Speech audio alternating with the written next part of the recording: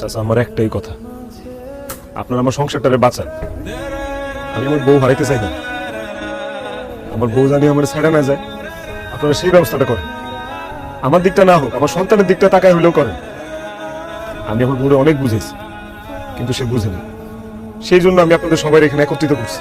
চাচা আপনারা এটার একটা সুষ্ঠু সমাধান দিয়ে দেন চাচা। আমি এই যন্ত্রণা সইতে পারতেছি না, আমি যে কোনো সময় মরে যাবো। বৌমা, তুমি একবার নির্ভয়ে আমারে খুলে সবকিছু কত দেখি তুমি কি করতে চাও? তুমি কি স্বামী সংসার করতে চাও, নাকি ওই প্রেমিকের হাত ধরে চলে যেতে চাও? তুমি চুপ করে আছো কেন? তোমার স্বামী কি তোমার উপর অত্যাচার করে? জি না। তাইলে অভাব অনটন আছে? না। খাওয়ান দাওয়ান ঠিক মতো দেয় না? দেয়। তাইলে তুমি কি চাও আমার খুলে কো? ওনার কাছ থেকে আমার কিছু চাওয়া নেই, আমার একটাই চাওয়া, সেটা হচ্ছে ডিভোর্স।